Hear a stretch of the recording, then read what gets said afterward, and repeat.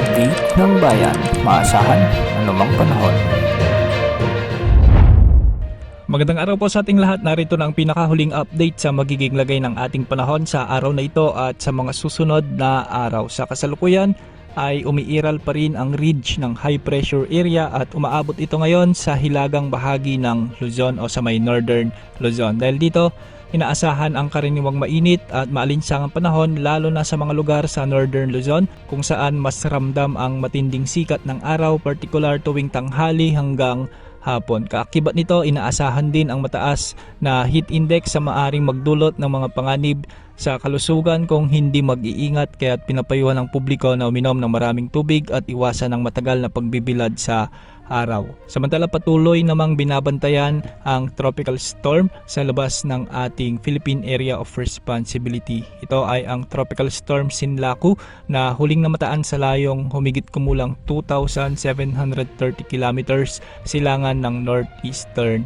Mindanao. Taglay ng lakas ng hangin umaabot sa 85 kilometers per hour malapit sa gitna at pagbugsong umaabot sa 105 kilometers per hour. Sa mga susunod na oras, inaasahang aabot na ito o lalakas pa ito bilang severe tropical storm. Sa ngayon, ito ay halos hindi kumikilos o nananatiling stationary dahil sa posisyon nito na malayo sa bansa at sa kasalukuyang steering flow o galaw ng hangin sa itaas ng atmosfera.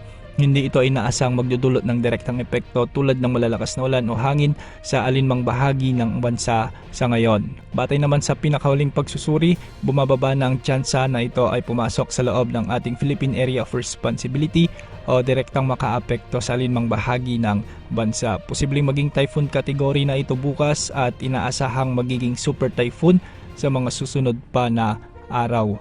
Gayunpaman, patuloy pa rin itong monitor dahil posible pa rin ang pagbabago lalo na ang galaw at lakas nito sa mga susunod na araw. Para naman sa lagay ng panahon sa Metro Manila at sa nalalabing bahagi ng bansa, inaasahan ang bahagyang maulap hanggang sa maulap na kalangitan na may mga kalat-kalat na pagulan o thunderstorms. Dulot ito ng mga umiiral na localized thunderstorms. Ang mga pagulan ito ay kadalasang nangyayari sa hapon o gabi at maaring maging malakas sa ilang lugar na posibleng magdulot ng mga biglang pagbaha o landslides lalo na sa mga mabababang lugar at bulubundukin.